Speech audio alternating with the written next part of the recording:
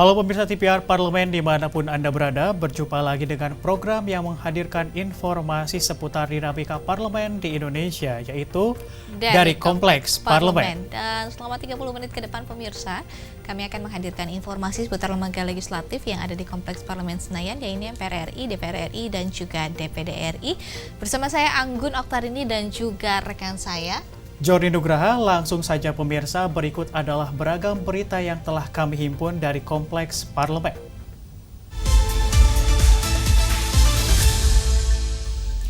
Langsung saja pemirsa dan Anggun, kita awali perjumpaan kita dengan berita terkait Komisi 2 DPR RI mendesak percepatan pendaftaran dan sertifikasi tanah guna menjamin kepastian hukum serta mendorong produktivitas ekonomi masyarakat. Nah, ini di sini anggota Komisi 2 DPR RI, Zulfikar Arsem, menilai program tersebut perlu terus diperkuat dan didukung agar seluruh bidang tanah di Indonesia pemirsa dapat terdata dan juga secara menyeluruh, mulai dari terdaftar hingga tersertifikasi.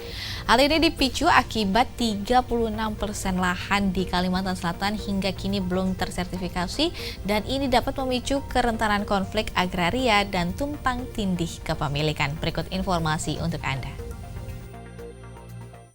Sebanyak 36% lahan di Kalimantan Selatan hingga kini belum tersertifikasi, memicu kerentanan konflik agraria dan tumpang tindih kepemilikan.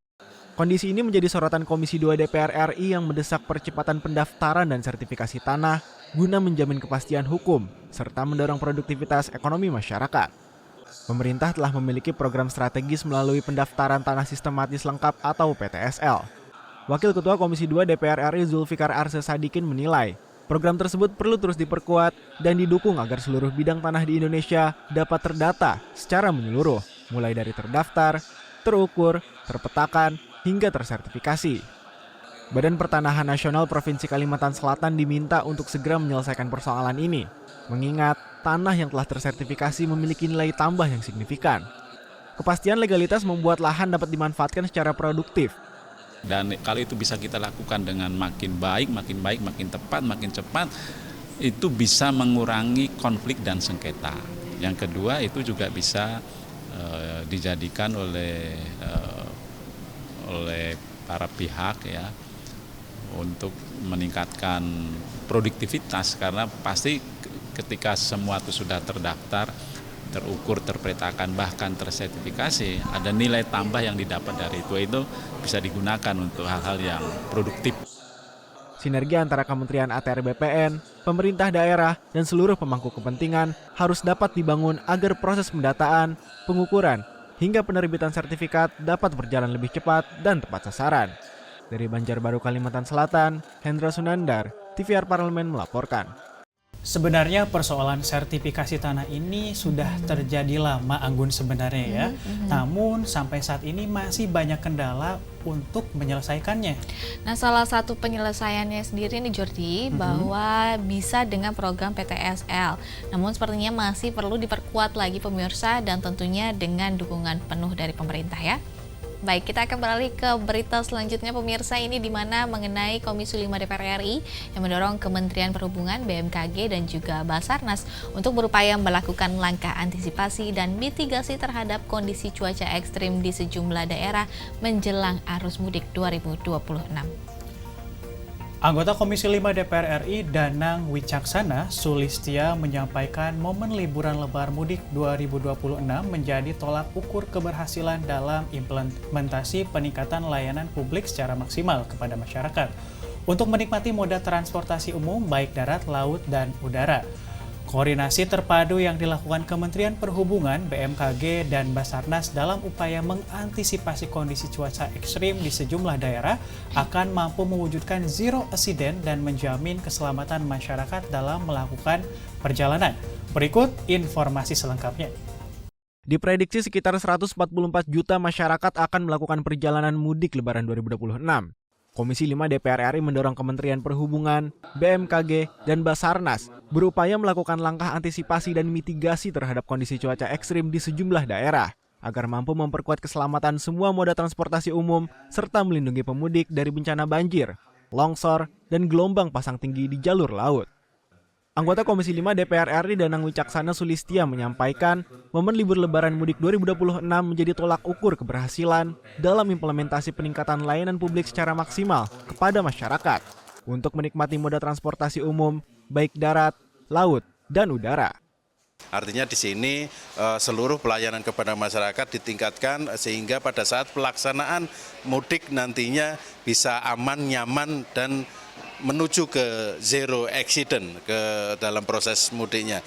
Sementara itu, Wakil Ketua Komisi 5 DPR RI Syaiful Huda meminta PT Kereta Api berupaya melakukan mitigasi terhadap potensi gangguan yang dapat menghambat kelancaran arus mudik Lebaran 2026.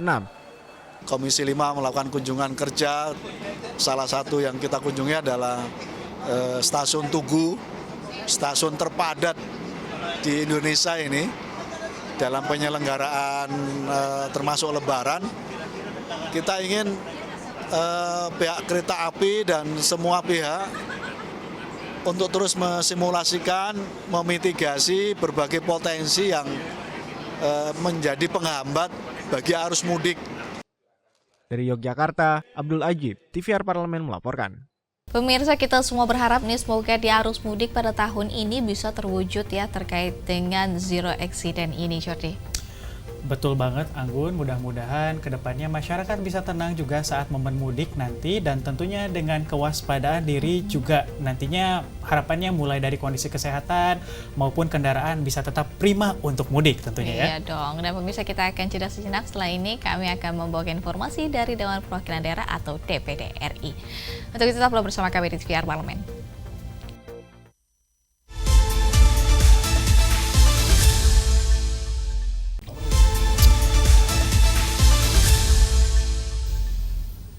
Terima kasih pemirsa masih bersama kami dan kini kita masuk pada segmen berita dari Dewan Perwakilan Daerah atau DPD RI.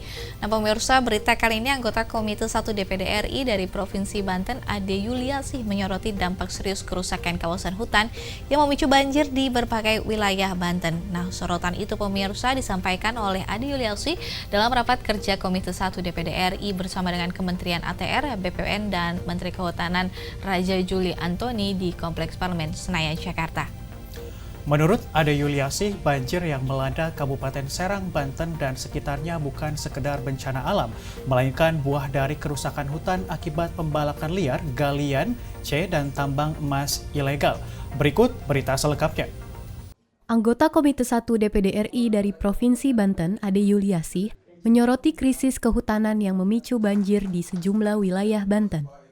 Dalam rapat kerja bersama Kementerian Agraria dan Tata Ruang Badan Pertanahan Nasional dan Kementerian Kehutanan, Ade menyampaikan bahwa kerusakan hutan akibat penebangan liar, galian, dan tambang ilegal telah menyebabkan banjir di puluhan kecamatan, terutama di Kabupaten Serang.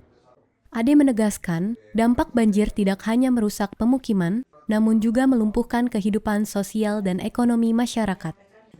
Karena banyak sekali penebangan hutan, galian juga galian tambang emas yang terjadi di daerah Banten. Nah ini juga berakibat pada bencana alam yang terjadi sekarang ini seperti di daerah Pandeglang, Lebak, dan juga Kabupaten Serang, yang mana kemarin juga banjir begitu banyak. Hampir 19 kecamatan di daerah Kabupaten Serang. Ini juga dampak daripada kurangnya pengawasan daripada hutan ini. Selain itu, Ade Yuliasih juga mempertanyakan kesiapan sumber daya manusia ATR BPN dalam penerapan sertifikat tanah elektronik, mengingat masih ditemukan masalah data, pemetaan, dan layanan pertanahan. Program sertifikat elektronik ini banyak penempatan gambar yang salah. Jadi pemetaan gambar itu salah, jadi sehingga kelihatannya seperti tumpang tindih, padahal tanahnya secara fisik tidak tumpang tindih. Ini seperti itu Pak. Termasuk juga dalam hal peralihan haknya.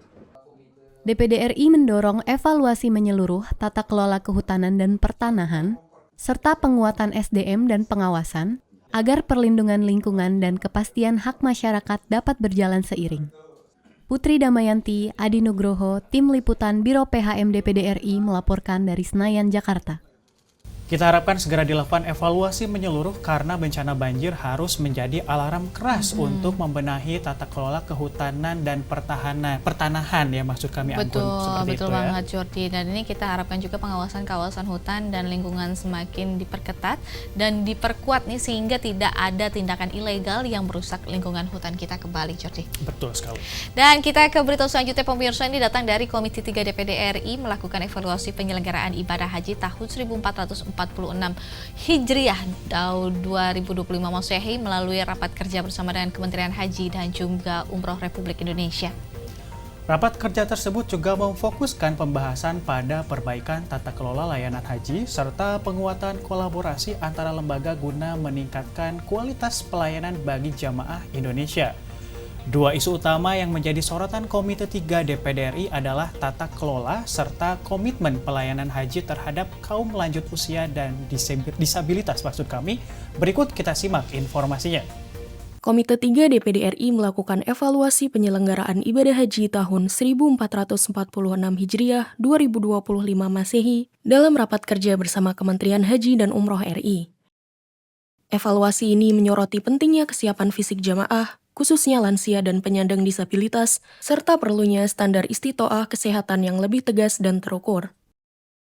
Komite 3 DPD RI berharap penyelenggaraan haji tahun 1447 Hijriah 2026 Masehi mampu menghadirkan layanan yang lebih aman, inklusif, dan berkeadilan dengan pendampingan jamaah yang semakin optimal.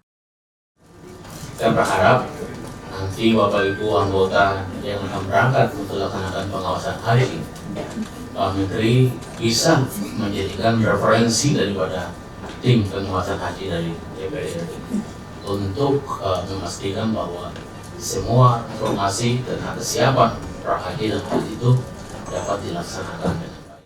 Hal lain yang disoroti Komite 3 DPD RI adalah aspirasi daerah terkait penambahan petugas dan kuota jamaah haji yang dinilai masih perlu ditambah. DPD RI melalui Komite 3 menegaskan komitmennya untuk mengawal perbaikan layanan haji demi keselamatan dan kenyamanan jamaah Indonesia. Najla Aprilia, Adi Nugroho, Tim Liputan Biro PHM DPD RI melaporkan dari Senayan, Jakarta. Kita harapkan kedepannya pelayanan dan perlindungan jamaah secara menyeluruh dan menghadirkan penyelenggaraan haji yang profesional, transparan, aman, dan berorientasi pada peningkatan kualitas layanan. Seperti itu mungkin Anggun ya, supaya jamaah haji Indonesia lebih nyaman ketika menjalankan ibadah. Terfasilitasi dengan baik. Nah ini hal ini penting lainnya, semoga biaya haji bisa semakin murah, kuota hajinya semakin juga ditambah nantinya, dan daftar tunggu haji semakin cepat ya Jordi ya. Betul sekali. Baik. Setuju banget Anggun mengenai obrolan kita seputar tadi jemaah haji ini. Harapannya kementerian khusus yang telah dibentuk oleh pemerintah dapat mengelola haji dengan baik serta memberikan pelayanan yang profesional dan prima tentunya ya. Baik pemirsa, kita rehat sejenak, namun Anda jangan kemana-mana karena masih ada informasi dari DPR RI untuk Anda simak berikutnya. Tetaplah di TVR Parlemen.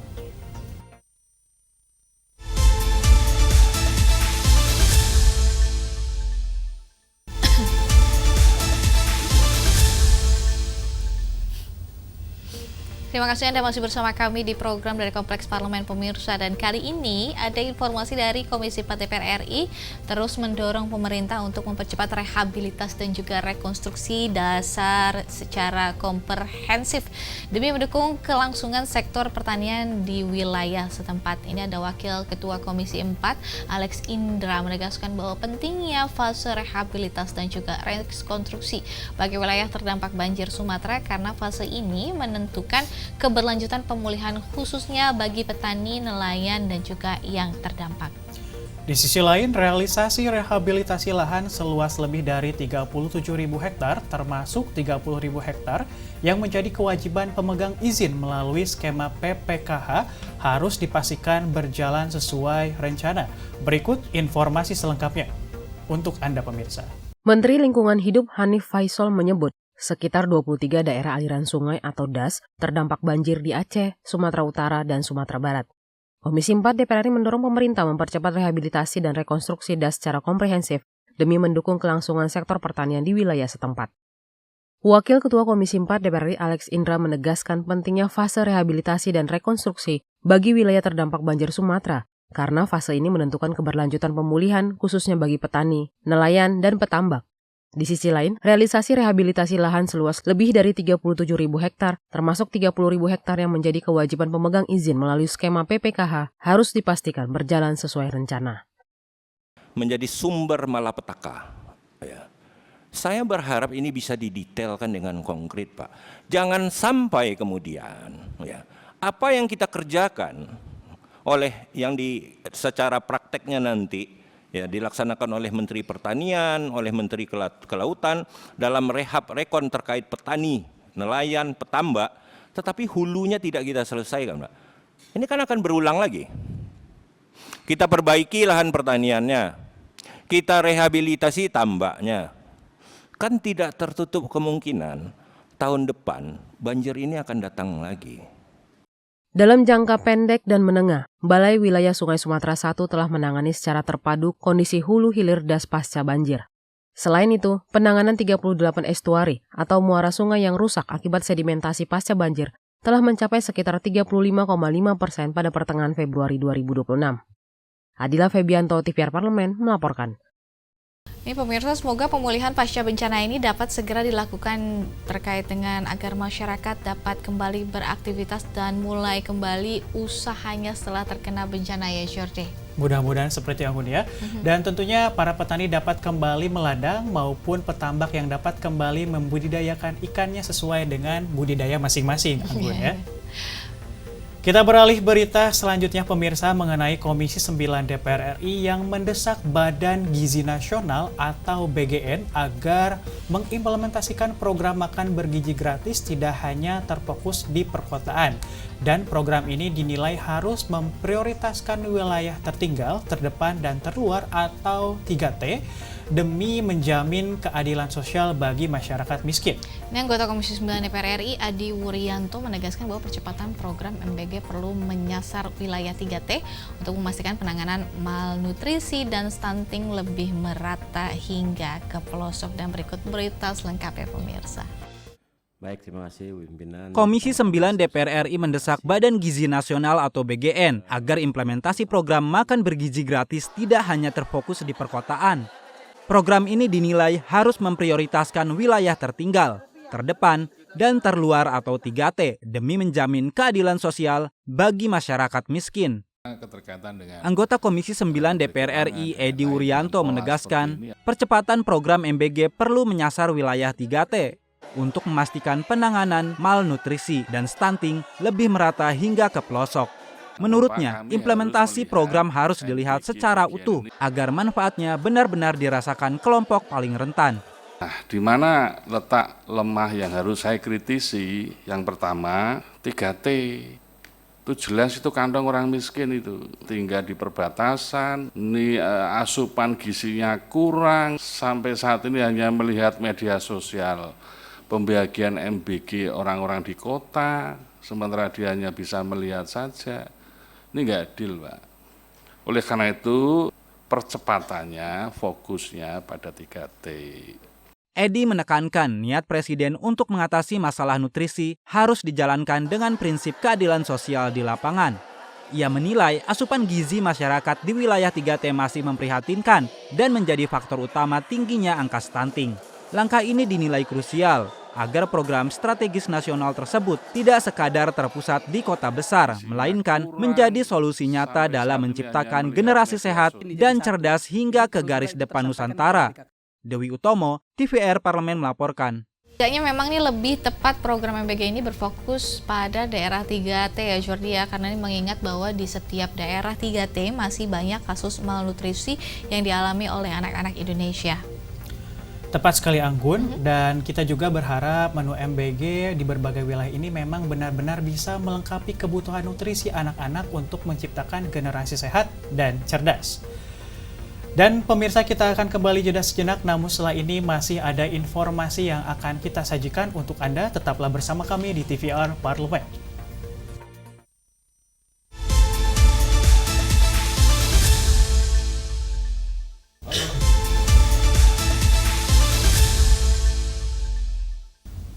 Pemirsa, kita telah sampai di penghujung program dari Kompleks Parlemen. Menjadi catatan penting, hari ini Komisi 8 DPR RI menegaskan komitmen pengawasan terhadap penerapan Undang-Undang Jaminan Produk Halal di daerah.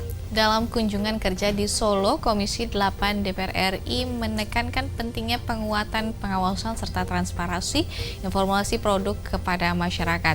Ini dari anggota Komisi 8 DPR RI pun, Hidayat Nur Wahid menilai bahwa keterbukaan informasi produk merupakan bentuk penghormatan terhadap hak masyarakat untuk memilih produk sesuai dengan keyakinan dan kebutuhannya. Untuk itu, Komisi 8 DPR RI akan terus mengawal implementasi jaminan produk halal agar tidak ada lagi pelaku usaha yang mengabaikan kejelasan status produknya. Mari kita simak ulasan selengkapnya. Sorotan mengemuka setelah kasus restoran ternama di Solo yang menyajikan produk non-halal tanpa keterangan jelas sempat menjadi perhatian publik beberapa waktu lalu. Komisi 8 DPR RI menegaskan komitmen fungsi pengawasan terhadap implementasi Undang-Undang Nomor 33 Tahun 2014 tentang jaminan produk halal di daerah. Anggota Komisi 8 DPR RI Hidayat Nur Wahid menegaskan, persoalan ini bukan sekadar isu agama, melainkan soal kepastian hukum dan perlindungan hak konsumen. Undang-undang mengatur, tidak semua produk wajib halal. Namun, setiap pelaku usaha wajib mencantumkan secara tegas apakah produknya halal atau non-halal.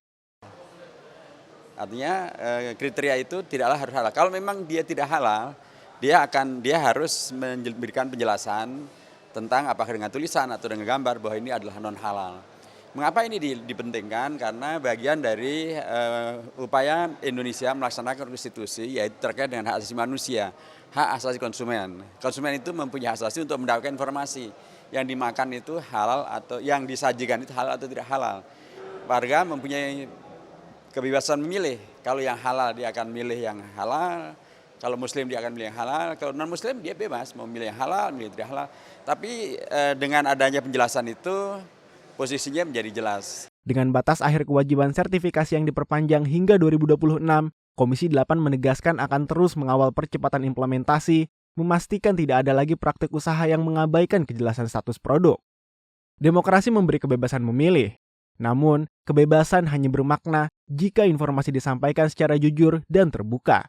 Dari Surakarta, Jawa Tengah, Fitian Aunila, TVR Parlemen melaporkan.